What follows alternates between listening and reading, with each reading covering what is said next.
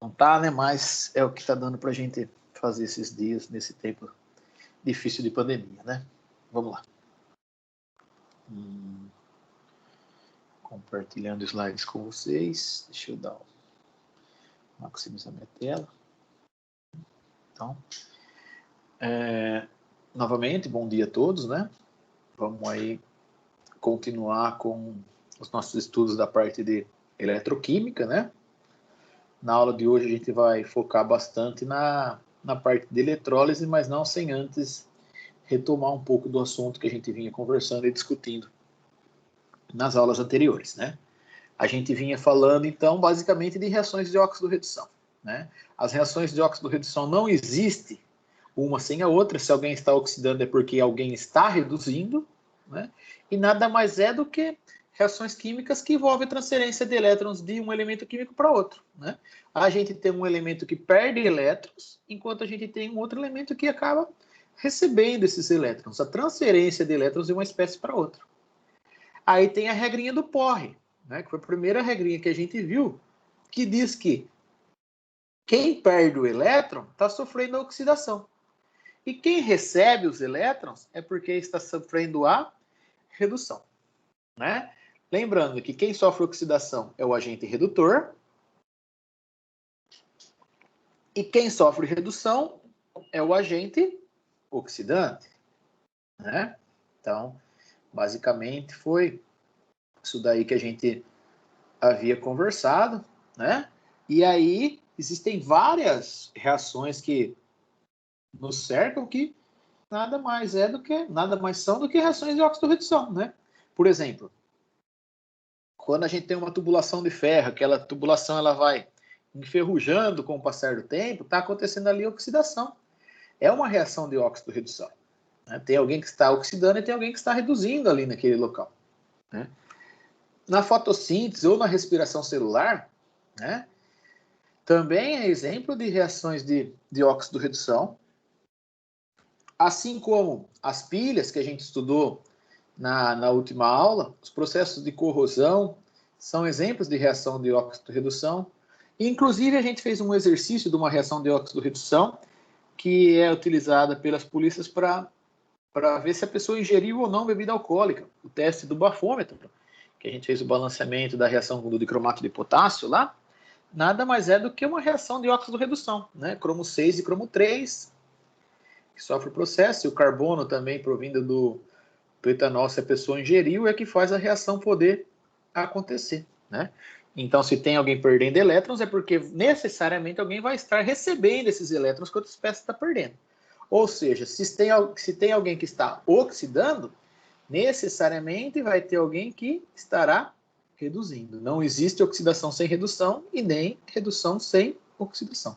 Na aula de hoje, a gente vai falar bastante sobre processo de eletrólise, mas eu vou retomar com vocês um pouquinho de pilhas, tá? Bom, quando eu ligo várias pilhas em série, é o que a gente chama de bateria. Antes de eu entrar no tópico dessa bateria aí, desse experimento, eu vou comentar com vocês que nessa parte, quando a gente está no terceiro ano presencial, a gente faz um experimento, né, que eu peço para vocês gravarem. Vocês montam pilhas, né? Tem gente que monta pilha, corta a batata no meio, coloca uma moeda de 5 centavos e um clips, várias em série, monta, na verdade, uma bateria, né, de cobre, porque a moeda de 5 centavos é constituída de cobre. O clips, como ele é galvanizado, ele tem uma cobertura de zinco, né? E aí, então, faz uma pilha de cobre e zinco, parecida com a pilha de Daniel, né?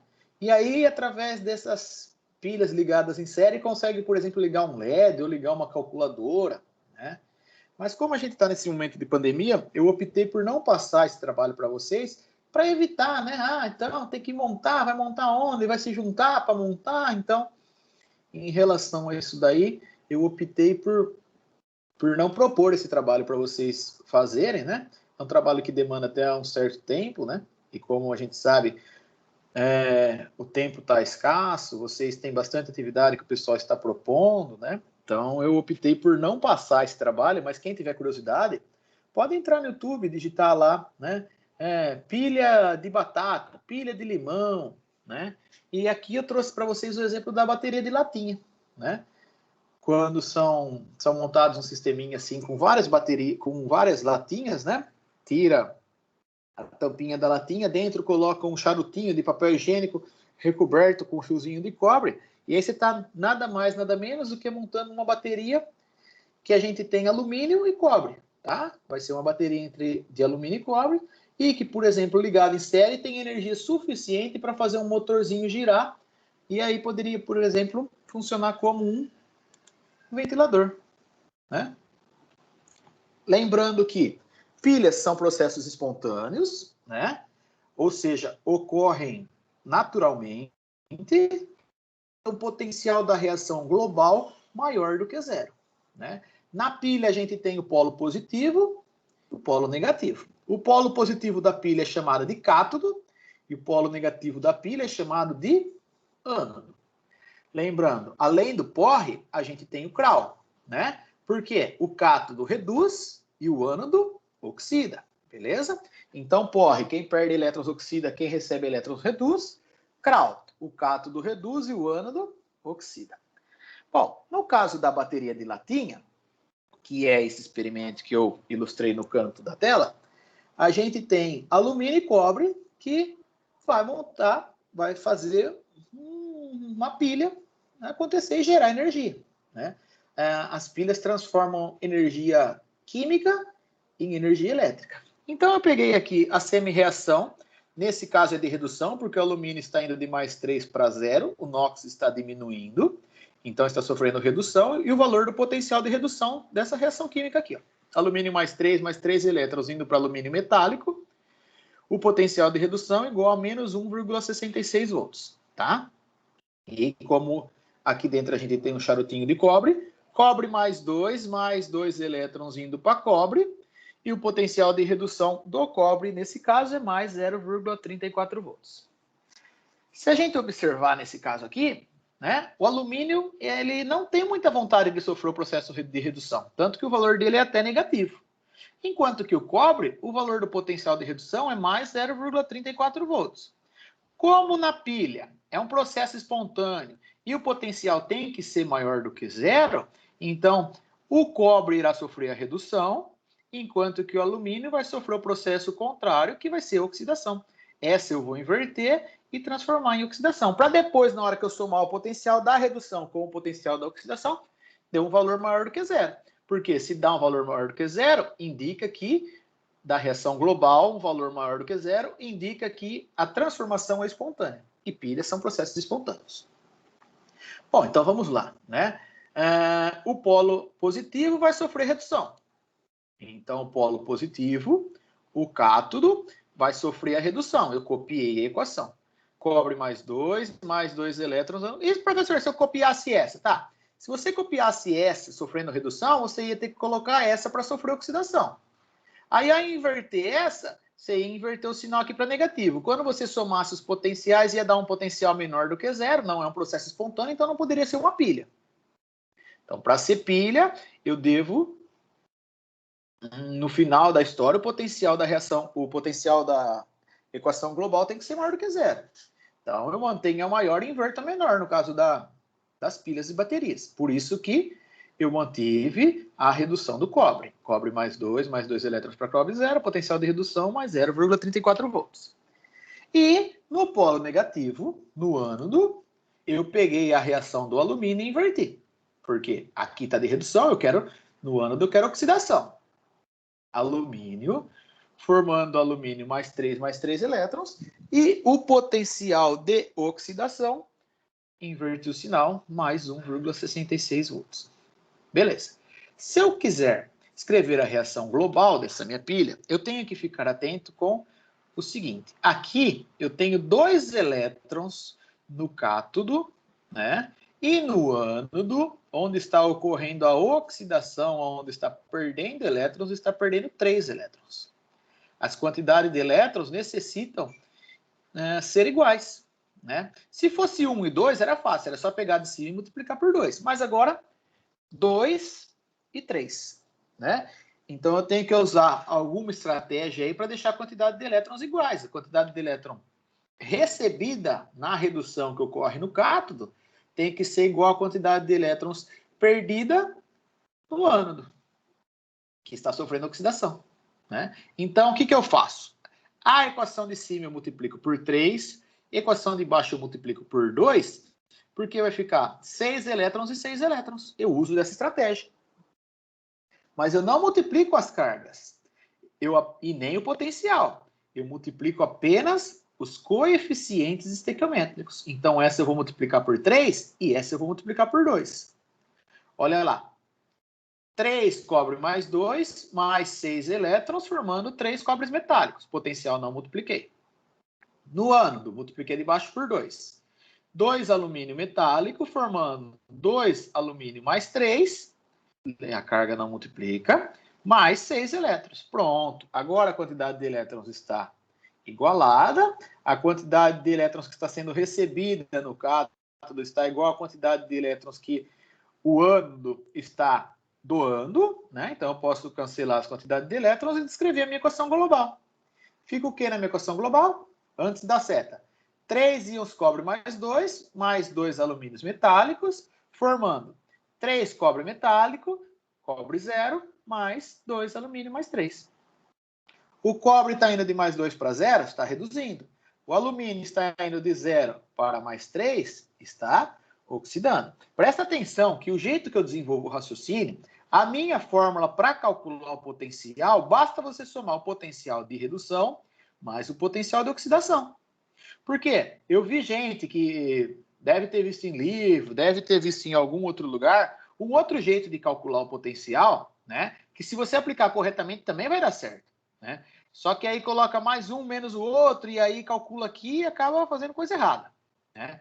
Se você acompanhar o raciocínio do jeito que eu expliquei, invertendo as reações, invertendo o potencial, fazendo tudo certinho, basta você somar o potencial de redução com o potencial de oxidação que você vai ter o potencial global, beleza? Como o potencial deu positivo, significa que a reação é espontânea, né? Significa que a gente tem, por exemplo, uma pilha.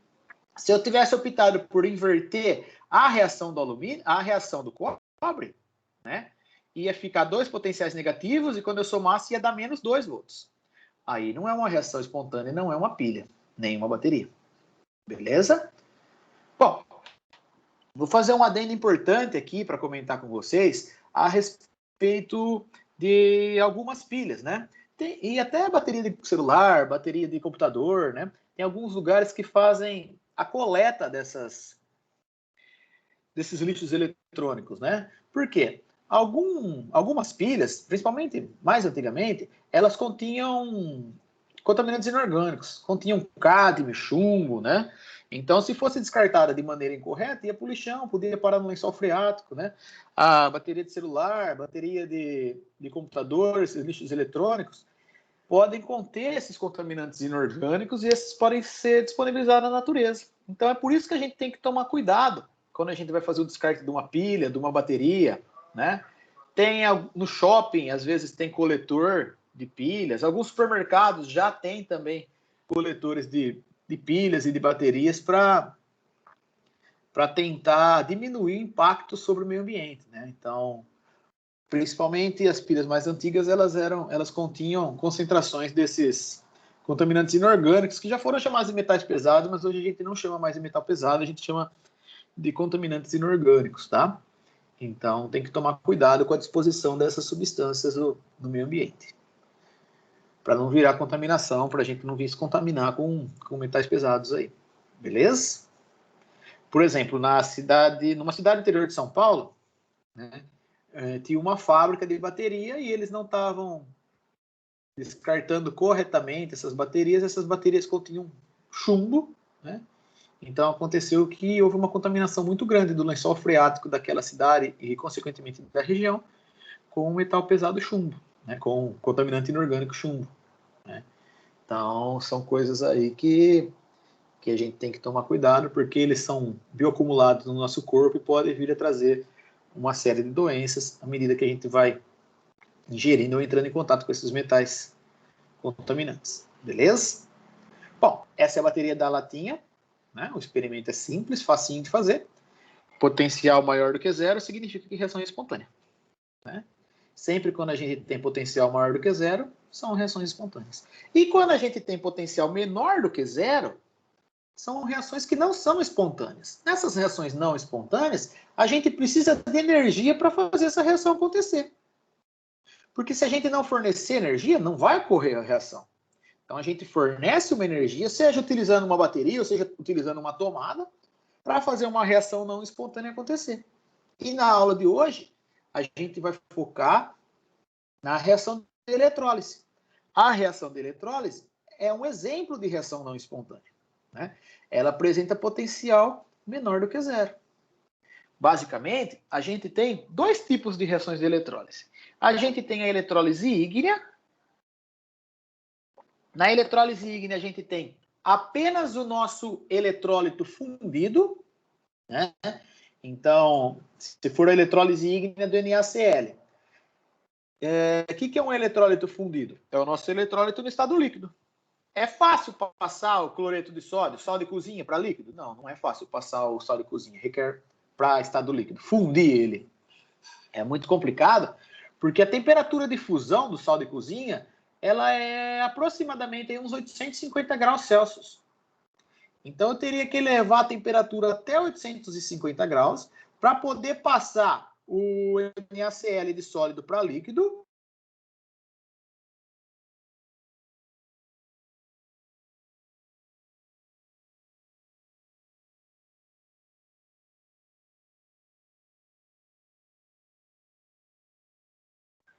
Professor? Opa, eu vi aqui. Caiu minha internet, né? Mas já voltou. Estão me ouvindo? Sim, sim. Sim, sim. Pronto, eu vi aqui no celular que deu uma perdida de rede. Bom, então a gente tem a eletrólise ígnea, que é o eletrólito fundido, né? E a gente tem a eletrólise em meio aquoso. A eletrólise em meio aquoso, eu pego o meu eletrólito e dissolvo na água, tá? Aí vai estar em meio aquoso. Então, existe uma diferença entre um eletrólito estar líquido ou estar em meio aquoso, tá? Líquido, eu tenho que passar ele de sólido para líquido, que é a fusão. E em meio aquoso, a gente só dissolve ele na água. E a gente já vai ver a diferença entre uma e outra. Tá?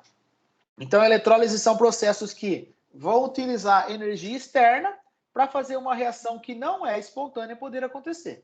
A pilha não. A pilha é uma reação espontânea que gera energia. A eletrólise, o contrário. Ela precisa de energia para poder acontecer, porque ela não é espontânea.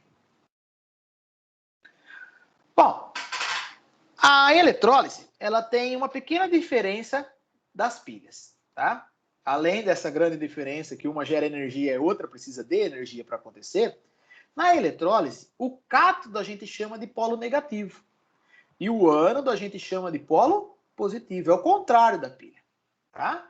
Na pilha, cátodo é polo positivo e ânodo polo negativo. Na eletrólise, cátodo é polo negativo e ânodo é polo positivo. O resto vale a mesma coisa. A regra do porre e a regra do Crown. O cátodo reduz, o ânodo oxida.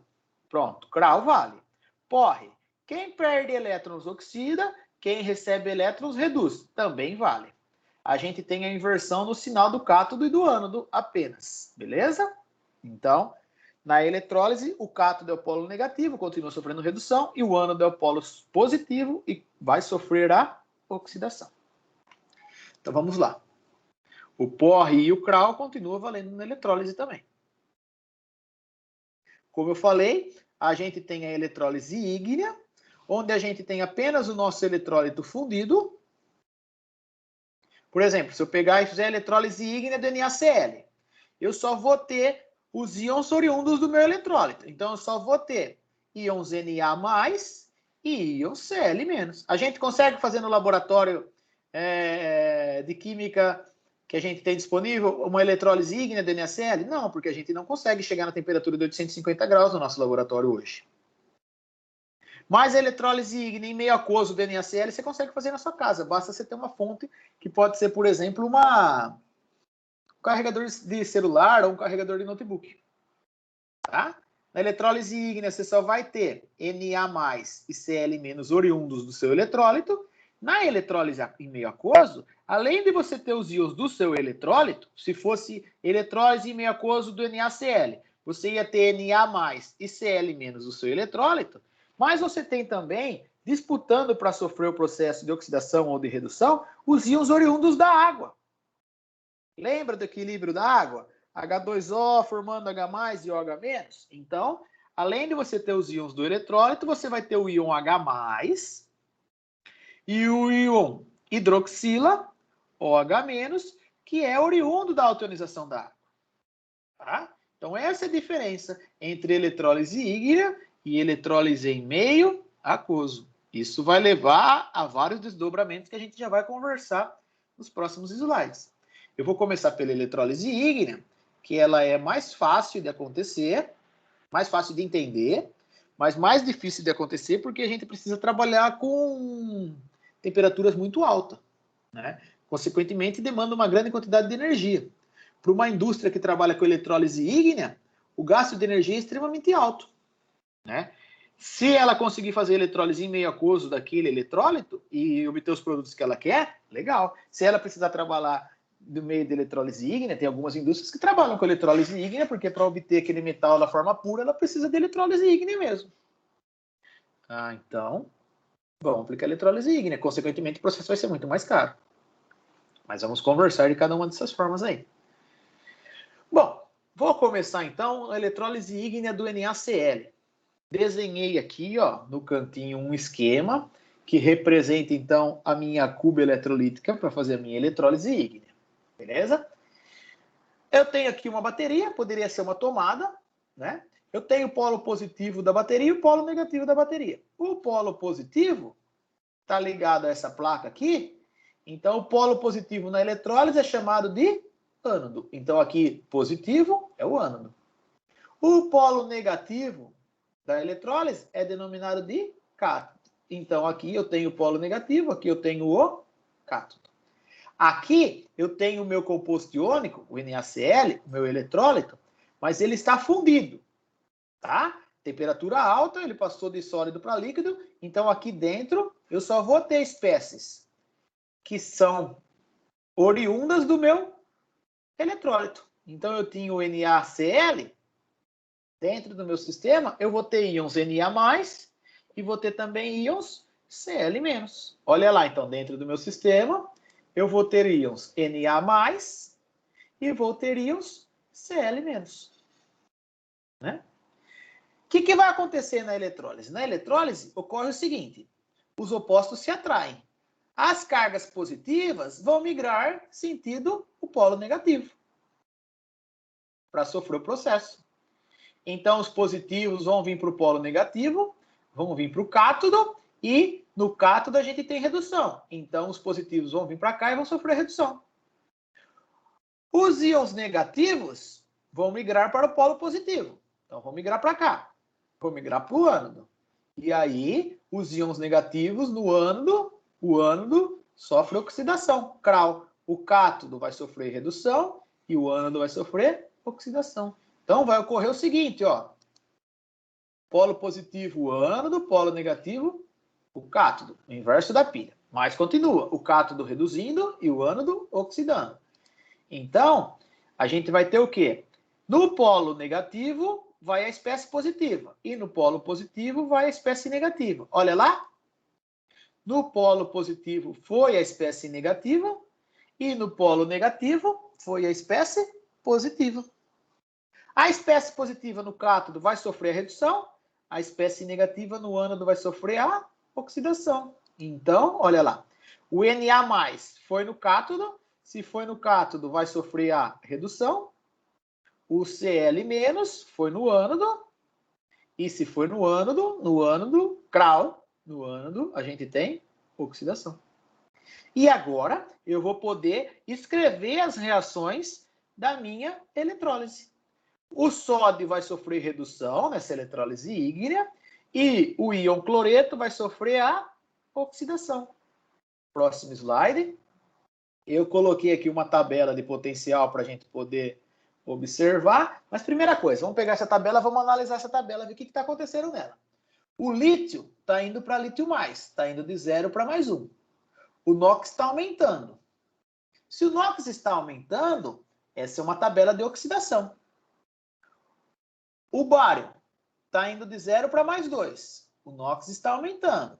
Então, de 0 para mais 2 aumenta o NOx. Se aumenta o NOx é porque é oxidação. Então, essa tabela, do jeito que ela está apresentada aqui, ela está apresentada na forma de oxidação. Tá? Olha aqui, se eu pegar Cl- para Cl0, está indo de menos 1 para 0. Está aumentando o NOx. Então, está sofrendo o que a gente chama de oxidação.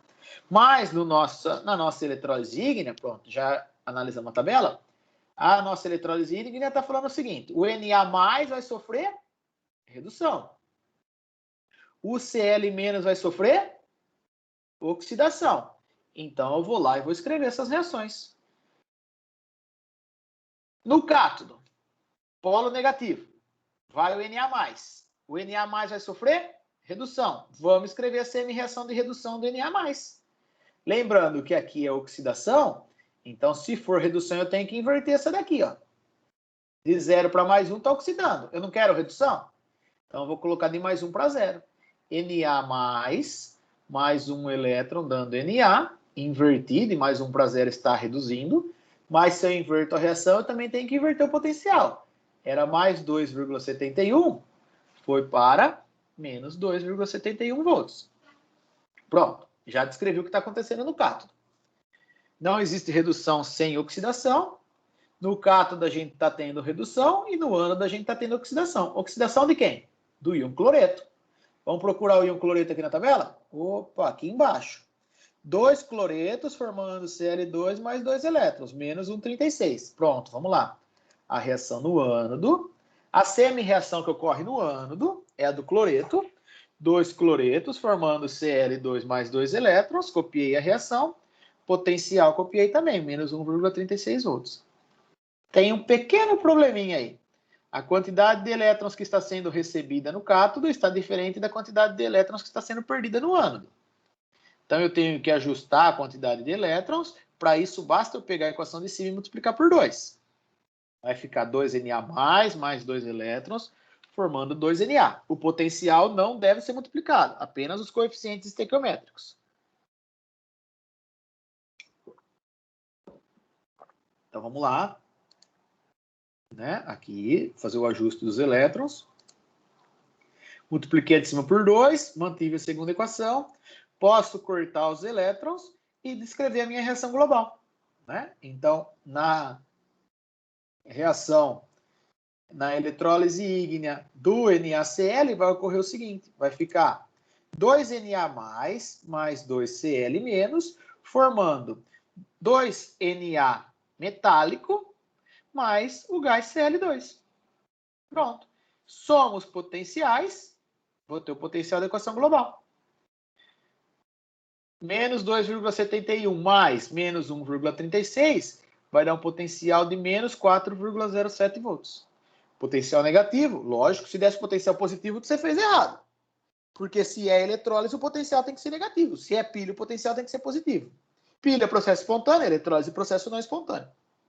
Tá? Você precisa de energia para essa reação poder acontecer. Isso é eletrólise ígnea. A gente tem o nosso eletrólito fundido, a gente tem a espécie positiva e a espécie negativa que vem do eletrólito apenas. A espécie positiva vai migrar para o polo negativo e a espécie negativa vai migrar para o polo positivo. O polo positivo aqui é denominado de ânodo, na eletrólise, e o polo negativo na eletrólise é chamado de cátodo. A partir daí, mesma coisa, o cátodo reduz e o ânodo oxida. Monta semi-reações, se necessário, faça os ajustes dos elétrons, pode escrever a reação global e calcular o potencial. Tá? Bom, essa é a eletrólise ígnea. Mas e se for eletrólise em meio aquoso? Vou continuar com o NaCl de exemplo, mas só que agora a gente vai falar da eletrólise em meio aquoso do NaCl. O que vai acontecer quando a gente tem meio aquoso? Além da gente ter o nosso eletrólito, a gente tem a água. Então, a gente vai ter os íons do nosso eletrólito, o Na+, e o Cl-, que o nosso eletrólito, nesse caso, é o cloreto de sódio. Mas a gente vai ter também os íons oriundos da autoionização da água. A gente vai ter o íon H+, E a gente vai ter também a hidroxila, o íon OH-. Então, a gente vai ter uma disputinha pelos polos para sofrer o processo, né? Lembrando, o polo positivo é o ânodo e o polo negativo é o cátodo. Dentro da nossa solução, eu vou ter, então, o Na+ e o Cl-, que veio do meu eletrólito, mas eu vou ter também H+ e OH-, que veio da ionização da água. Se o ânodo é o polo positivo, olha aqui, polo positivo, e o cátodo é o polo negativo, vai acontecer o seguinte: eu vou ter uma disputa no polo positivo, no polo negativo, pelas espécies positivas. Pode vir o Na+ para sofrer a redução ou o H+ para sofrer a redução. Mas ou vai um ou vai outro, não vai os dois. Quem que vai sofrer o processo? Na+ ou H+? Aí, quem dá esse suporte é a tabela de potencial que vai fornecer esses resultados para a gente. Quem que vai migrar para o polo? Mas eu vou passar para vocês uma regrinha geral aí para tentar facilitar. Quem vai para o polo positivo? Para o polo positivo vai ter uma disputa entre as espécies negativas. Agora eu tenho Cl-, que veio do meu eletrólito, mas eu tenho OH- também para vir aqui para o eletrólito. Então vai ter uma competição para o polo positivo entre Cl- e OH-, e uma competição pelo polo negativo do Na+ e do H+. Né? Então no polo positivo, no ânodo, eu tenho Cl- do meu eletrólito e OH- da água. No polo negativo, eu tenho Na+ do meu eletrólito e H+ da água. Quem que vai sofrer o processo? Vamos lá. Lista de prioridades. Os cátions, que são as espécies positivas, que vão se descarregar no polo negativo. Beleza. Prioridades. Os metais de transição, tá? Tem prioridade acima do que o H+. O Na+ não é um metal de transição, tá? Aí, os outros metais, a prioridade é menor do que o hidrogênio. O alumínio, que é o metal da família 3A. Os metais da família 2A, magnésio, cálcio. Os metais alcalinos da família 1A, Na+, K+, lítio+, césio. Né? Então, a prioridade são os que estão em cima. Vamos lá. Na+ e H+. Quem está mais para cima aqui na nossa lista de prioridade? Opa, o H+ tem uma prioridade maior do que o Na+. Então, quem que vai migrar para o polo negativo? Nesse caso, vai ser o H+. O Na+ vai continuar em solução. E no polo positivo? No polo positivo, a gente tem os ânions que vão para o polo positivo para sofrer a descarga. A prioridade é a seguinte: os elementos da 7A, com exceção do flúor, então vai ser cloro, cloreto, brometo e iodeto, depois o hidrogênio sulfato, depois a hidroxila, que é o que vem da água. Tá? Para baixo dela, os outros ânions. Inclusive o fluoreto, que é da família 7A. Tá? Acima do OH-, 7A, com exceção do fluoreto e o hidrogênio sulfato. Para baixo do OH-, os outros ânions oxigenados, mais o fluoreto. Beleza? Então, acontece o seguinte. Na eletrólise em meio aquoso do NaCl, a gente vai ter, no polo negativo, o H+, que vai sofrer a redução. E no polo positivo, a gente vai ter como prioridade o Cl-. Olha lá. No polo positivo vai o Cl- sofrer oxidação. E no polo negativo vai o H+, sofrer a redução. Polo negativo, cátodo reduz. Polo positivo, ânodo, oxida. Então, bora lá. Vamos ver aqui. Já sei que no polo positivo vai o cloro. No polo negativo vai o H+. O polo positivo é denominado de ânodo. O ânodo sofre oxidação. O polo negativo é denominado de cátodo. E o cátodo sofre redução. Vamos lá? A tabela de potencial para nos dar suporte para a gente descrever as nossas semi-reações. Novamente, ela está na forma de oxidação. O cloro vai sofrer a oxidação e o H+ vai sofrer a redução. Vamos lá? Polo positivo é o ânodo sofre oxidação, vim aqui, equação do cloro, escrevi, estava na forma de oxidação, só copiei. Pronto. Menos 1,36 volts, semi-reação de oxidação. No polo negativo, que é o cátodo, vai ocorrer a redução de quem? Do H+. No polo negativo, o cátodo, a semi-reação de redução do H+. Olha aqui. O H+ está aqui na nossa tabela. Ó. Cadê? Ai. Aqui. Só que está na forma de oxidação. Para ser redução, eu tenho que inverter. Inverti a reação. Ah, tem que inverter o valor. Mas é zero, porque esse daqui é o eletrodo padrão. Não foi calculado tudo em relação ao hidrogênio. Então, zero. Opa, quantidade de elétrons. 2 elétrons e 2 elétrons. Já está igual. Eu posso cancelar as quantidades de elétrons e escrever a nossa reação global da reação da eletrólise em meio aquoso do NaCl. Vai acontecer o seguinte. Ficou antes da seta 2Cl- mais 2H+. Ficou depois da seta a formação do gás Cl2 e a formação do gás H2. O potencial da reação global, basta somar os dois potenciais, menos 1,36 volts. Se o potencial deu menor do que zero, é porque essa não é uma reação espontânea. Lógico, ela é uma eletrólise. Né? Eletrólise não são processos espontâneos. Tem um outro experimento, no ano passado, ou no ano retrasado, né, alguns alunos optaram por fazer esse experimento, que é o denominado experimento das bolhas explosivas. Né? Você faz a eletrólise em meio aquoso do NaCl. Você pega o NaCl e dissolve em água, né? Você coloca ali pode ser 2 grafite, de lapiseira mesmo, que vai ser o polo positivo e o polo negativo. E aí você liga, pode ser no carregador de celular, você corta o fio do carregador de celular, monta um sisteminha, e aí vai ocorrer, com bastante cuidado isso daí, né? Vai ocorrer a eletrólise em meio aquoso do NaCl. E aí você vai gerar nos dois eletrodos, nos dois grafites, você vai observar a formação de bolinhas de gás. Por quê? No polo positivo, você vai estar formando Cl2. E no polo negativo, você vai estar formando H2. Ambos são gasosos, não vão se depositar em cima do eletrodo. Eles vão sair da... aqui, ó. Aqui vai formar H2 no polo negativo. Ele vai ser gasoso, vai começar a gerar um monte de bolinha aqui, vai começar a sair as bolinhas.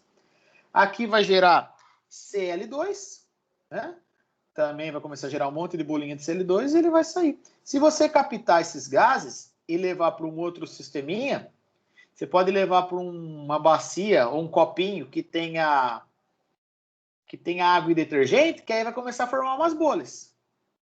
E aí, quando você chegar com o fogo próximo dessa bolha, como o hidrogênio ele é extremamente inflamável, na hora que você encostar o fogo no hidrogênio, vai ter uma explosãozinha. Né? Então, é o denominado experimento das bolhas explosivas. Né? Que nessa parte do ano, eu falo para vocês fazerem experimentos de eletrólise ou de pilha para poder me entregar. Né? É lógico que a eletrólise a eletrólise ígnea, ninguém ia conseguir fazer em casa.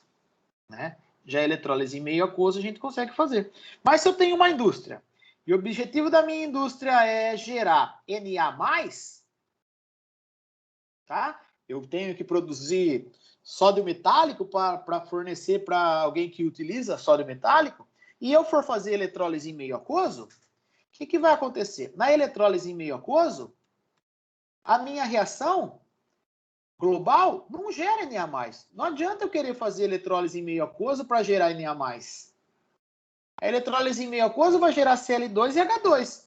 Se eu quero disponibilizar para alguém gás cloro ou gás hidrogênio, eu posso fazer a eletrólise em meio aquoso. Mas, se eu quero disponibilizar para alguma empresa o insumo sódio metálico, não adianta eu fazer eletrólise em meio aquoso.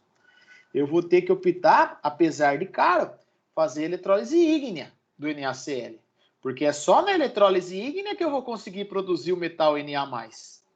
Quer dizer, Na sólido, Na metálico.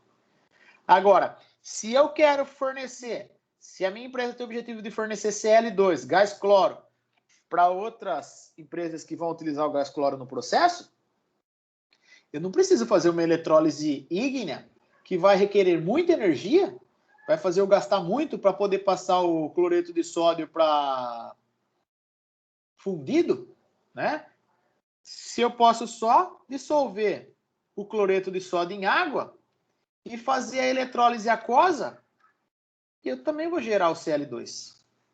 Né? Então, a empresa tem que avaliar o que ela vai fazer, o que ela precisa gerar, para ela ver se ela vai empregar eletrólise ígnea ou se ela vai empregar eletrólise em meio aquoso. A eletrólise em meio aquoso é mais tranquilo de fazer, mas às vezes, dependendo do metal que você quer obter, você não vai conseguir obter através da eletrólise.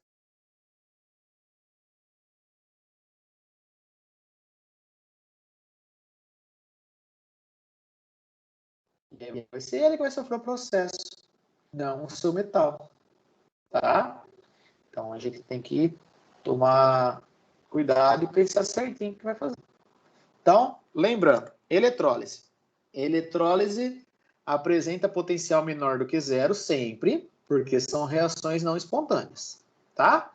Na eletrólise a gente tem o polo positivo, que vai ser chamado de ânodo, que você tem a pilha lá, a pilha tem o polo negativo e o polo positivo, vai sair o polo positivo, para fazer uma eletrólise, o polo positivo da eletrólise vai ser o ânodo. E o polo negativo da eletrólise vai ser o cátodo. O polo negativo, cátodo, vai sofrer redução e o polo positivo, o ânodo, vai sofrer oxidação. Pronto, a partir daí é só você pensar. Os íons negativos vão migrar no sentido do polo positivo e os íons positivos vão migrar no sentido do polo negativo. E aí a gente vai descrever as reações. Semi de oxidação, semi de redução. Tá certo a quantidade de elétrons? Tá certo. Não tá certo? Ajuste. Ajustou? Cortou os elétrons? Pode escrever a reação global. Qual que é a diferença da ígnea e da aquosa? Na ígnea, você só vai ter os íons do eletrólito. Então, só vai ter a espécie positiva que vem do seu sal e a espécie negativa que vem do seu sal. Do seu composto iônico. Né?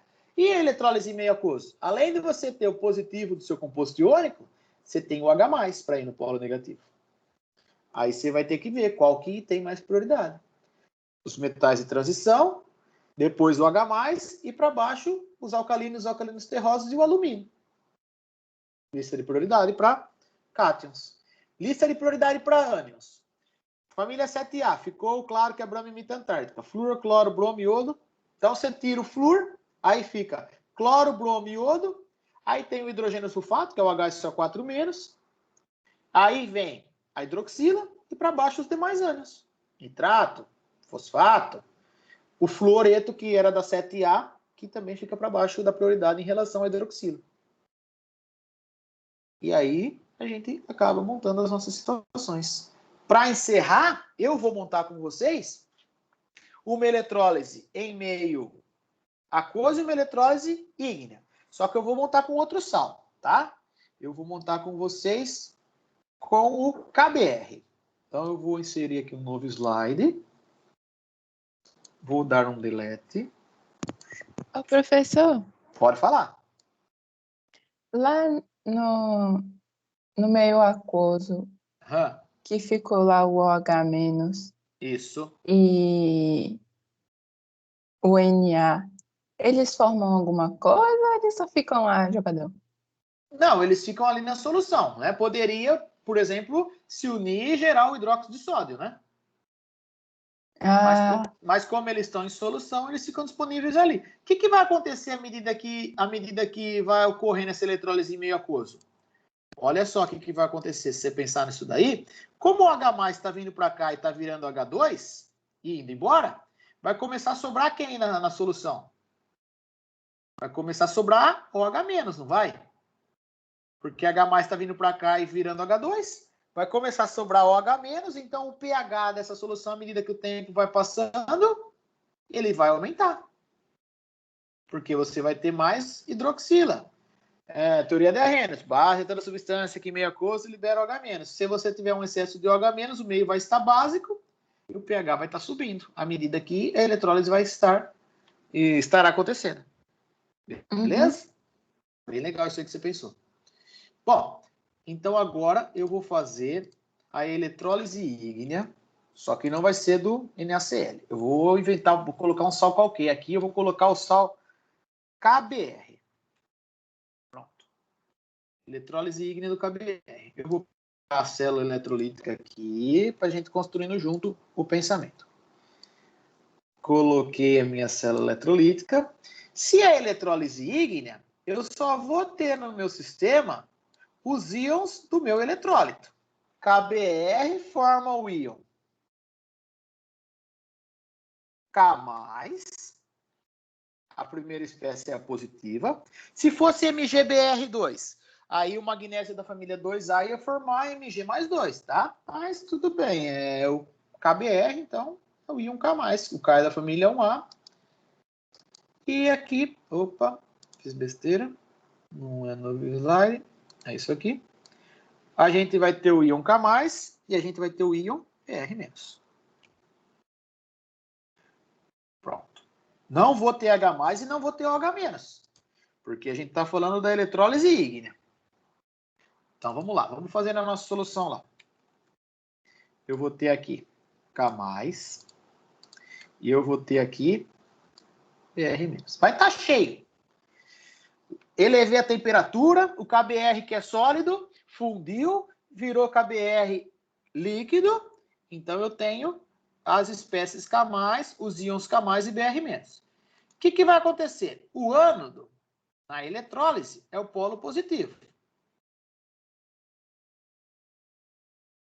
O ânodo, na eletrólise, é o polo positivo. E o cátodo, na eletrólise, ao contrário da pilha, é o polo negativo. Beleza? Então, a espécie positiva vai migrar para o polo negativo e a espécie negativa vai migrar para o polo positivo. Vai ocorrer isso daqui. Lembrando, no cátodo, lembra do Crown?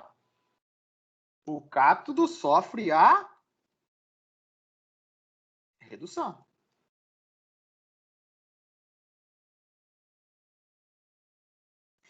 E o ânodo sofre a oxidação.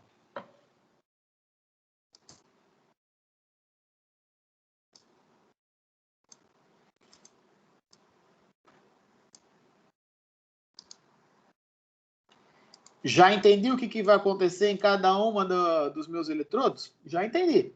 Então, agora eu vou começar a escrever as minhas reações.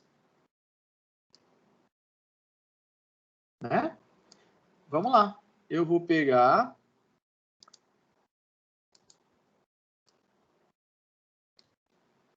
a fonte número 28. No polo positivo, que é o ânodo, a gente vai ter a oxidação do Br-. Não foi isso que a gente viu? Pronto.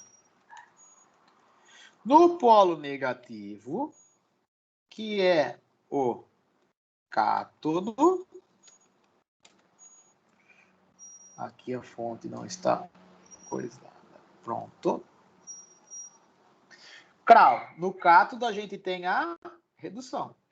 Redução de quem? K+.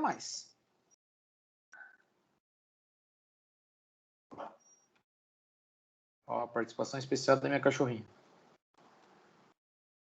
Pronto. Agora eu vou escrever essas reações. Para eu escrever essas reações, eu tenho que utilizar quem? Uma tabela. Eu já vi aqui o que vai acontecer, então essa célula não vai me servir para muita coisa, eu vou colocar aqui em cima dela. A oxidação do brometo. Aqui a nossa tabela ela é de 0 para mais 2, ela é de oxidação. De 0 para mais 2, então eu vou procurar o brometo. Cadê o brometo? Será que não tem? Tem. 2Br menos para Br2 mais 2 elétrons. Então vamos lá. Vou escrever essa semi-reação. De oxidação. 2Br menos indo para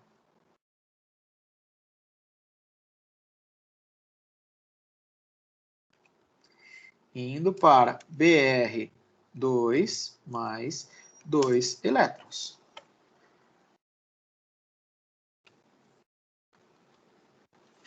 Como eu só copiei a equação, o que eu faço com o potencial? O potencial vai ser o mesmo. Igual ao que estava na reação. O potencial padrão dessa semi-reação vai ser igual, qual que era o valor aqui? Menos 1,09. Potencial padrão. Ctrl Shift mais. Beleza. Tá aqui a semi-reação de oxidação que está acontecendo no ânodo ou anodo.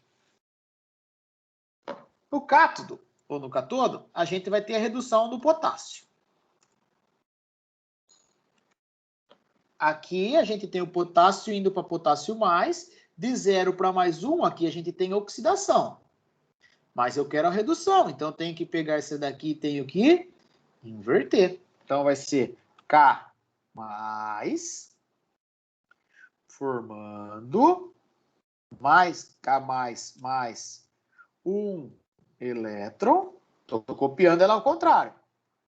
O mais engraçado é eu apontando a tela aqui, né? Vocês não estão nem com o dedo.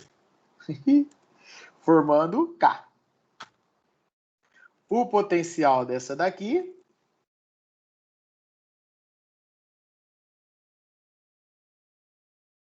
agora eu não inverti essa reação. O que eu tenho que fazer com o potencial? Tenho que inverter também. Menos 2,92 volts.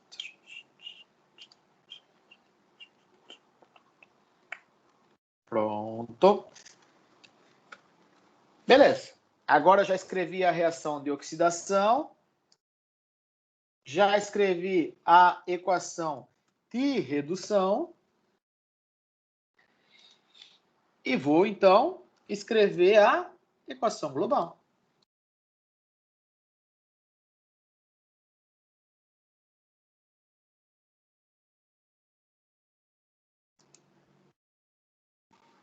Ah, vai de vermelho, vai.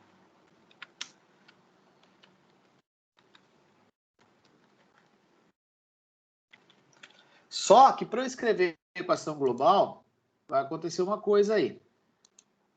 Né? A quantidade de elétrons estão iguais? Da oxidação e da redução? Elétrons perdidos na oxidação, 2. Elétrons recebidos na redução, 1. Então eu tenho que igualar a quantidade de elétrons. O que eu devo fazer? Pegar a equação de baixo e multiplicar os coeficientes estequiométricos por 2.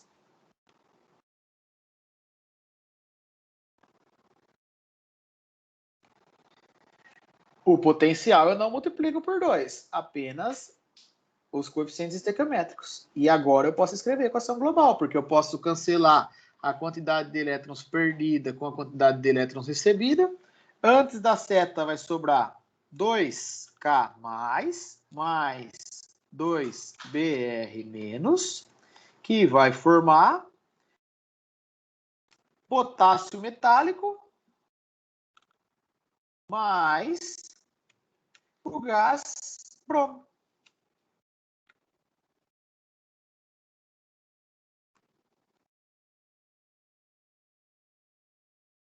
Pronto. E para calcular o potencial, padrão da minha equação global, basta eu somar o potencial de oxidação com o potencial de redução. 9 com 2 dá 11, vai 1. 1 com 9 dá 10, vai 1. Pronto.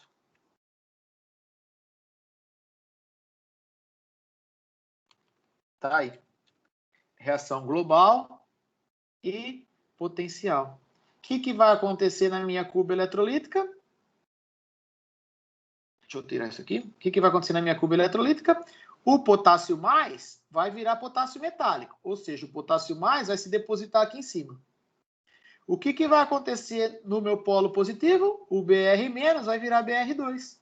Então aqui vai ter formação de bolinhas e vai estar formando gás. E aí está a eletrólise ígnea do brometo de potássio. Tá? Essa é a eletrólise ígnea. Mas e se fosse a eletrólise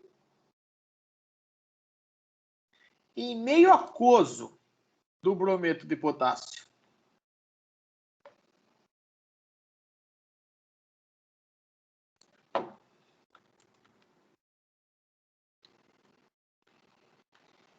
O que começa a acontecer se a gente está no meio aquoso? A gente tem os íons oriundos do meu eletrólito, continua lá, os íons do meu eletrólito, mas além de eu ter os íons do meu eletrólito, eu vou ter também os íons da atomização da água. Então eu vou ter também, além do K+, eu vou ter o H+, que é da água, e além do Br-, eu vou ter também a espécie negativa que vem da atomização da água, que é a hidroxila, que é o OH-.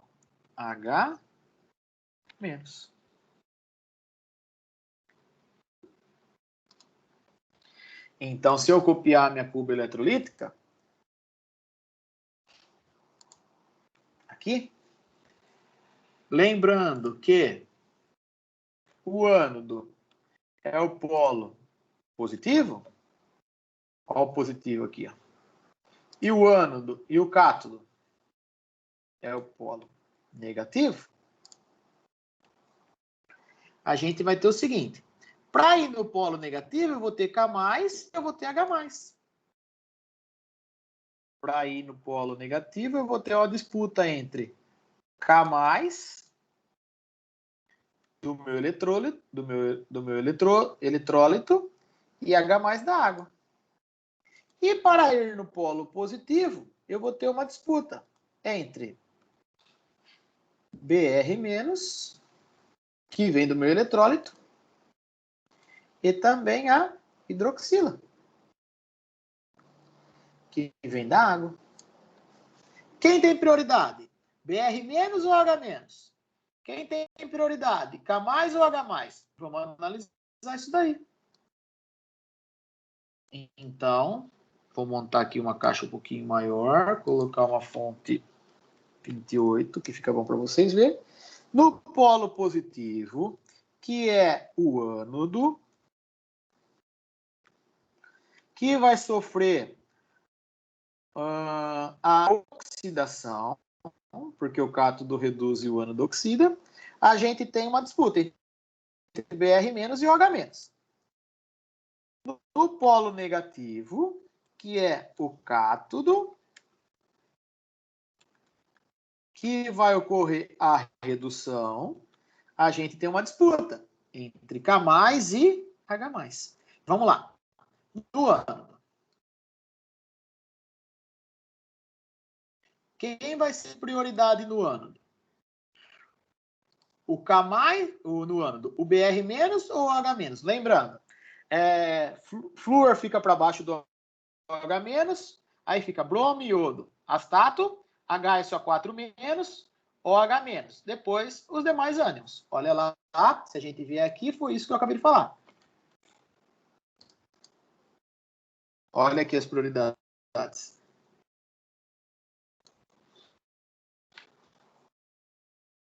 Né? O OH- está aqui E o bromo tem prioridade em relação ao OH-. Então, aqui vai acontecer o seguinte, quem vai vir sofrer a oxidação vai ser o bromo. O OH... Oi? Cortou. Alguém quer perguntar alguma coisa?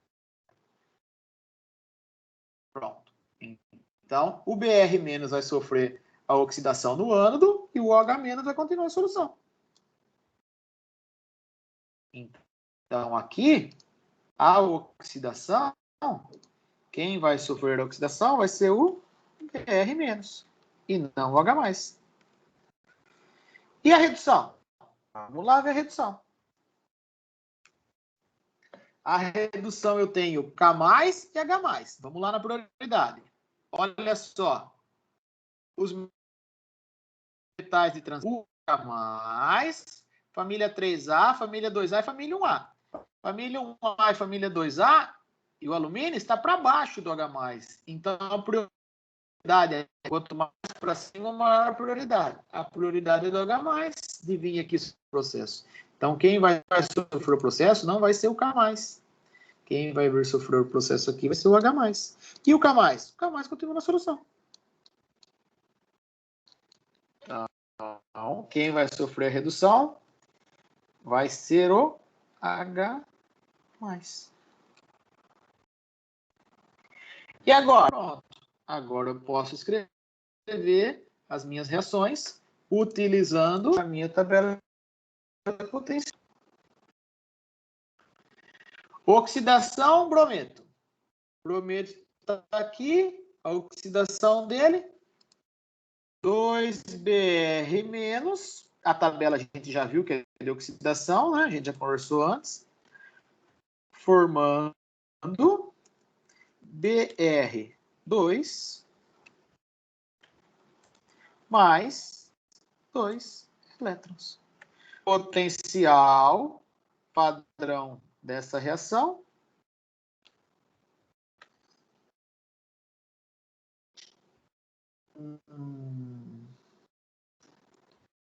menos 1,0 volts, 0,9 volts. No cátodo, a gente tem a redução do H+. A reação aqui do H+ está de oxidação, então eu devo inverter ela. 2H mais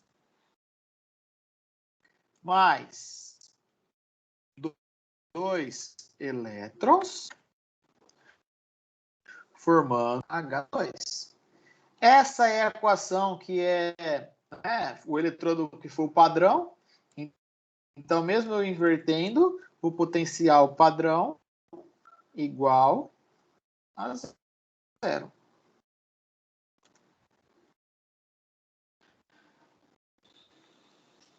Pronto. Tenho as minhas duas semi-reações. Posso escrever minha reação global agora?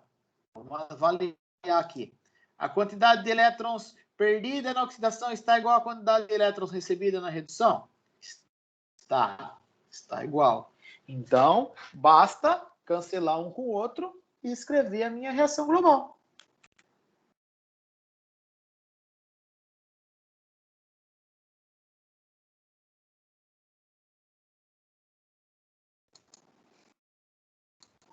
Vamos lá. 2H mais 2Br menos. Sobrou antes da seta.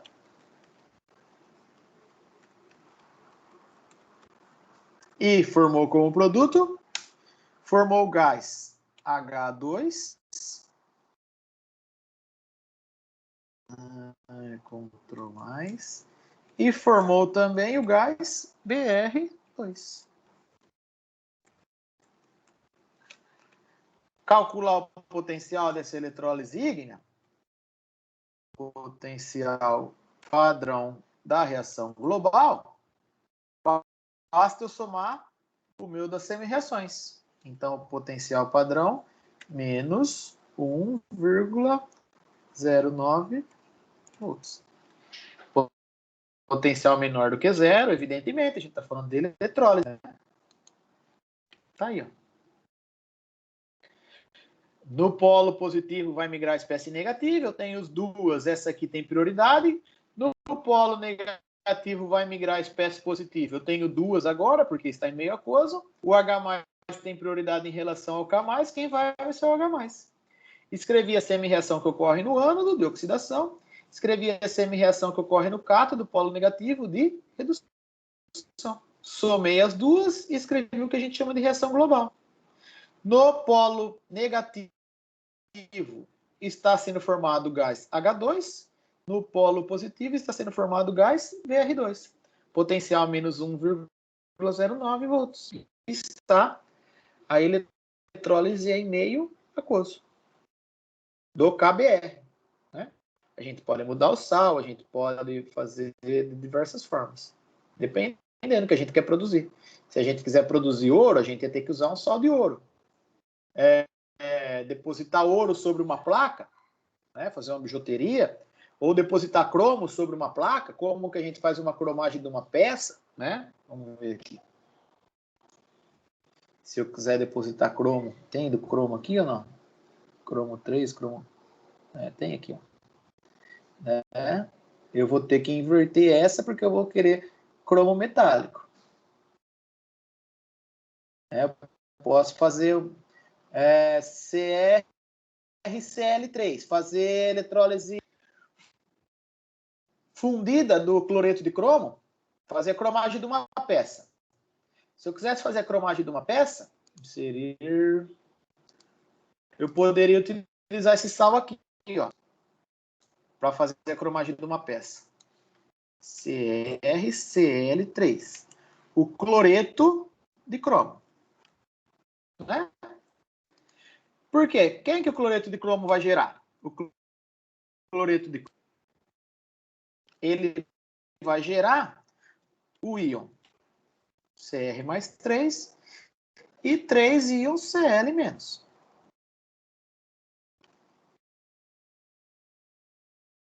Se eu estivesse fazendo a eletrólise ígnea desse sal aqui, o que ia acontecer? O cromo ia se depositar em uma das placas, na placa negativa, ou seja, o cromo ia migrar para o cátodo, e o cloro iria migrar para o ânodo, para o polo positivo. E eu teria, por exemplo, a cromagem de uma peça. Se fosse meio aquoso, para não ter que fazer eletrólise ígnea, que a temperatura é alta. Quem tem prioridade? Quem tem prioridade, o cromo está nessa parte aqui, ó. O cromo tem prioridade em relação ao H+. Então, eu posso fazer, não preciso fazer lá ígnea. Eu posso fazer em meio aquoso, porque quem vai se depositar vai ser cromo e não vai ser H+. Eu tenho a cromagem de uma peça, por exemplo. Em meio aquoso sai mais barato, porque eu não preciso de alta temperatura para fazer o cloreto de cromo ficar fundido. Então, dependendo do que eu quero fazer, se eu quero fazer cromagem de uma peça, se eu quero fazer uma bijuteria de ouro, deposição de ouro sobre o brinco, né? São processos aí que eu posso utilizar no dia a dia e desenvolver o que eu preciso para minha indústria, para minha empresa. Beleza? Tranquilo? Então, deixa eu parar a nossa aqui. O conteúdo planejado, por enquanto, era isso.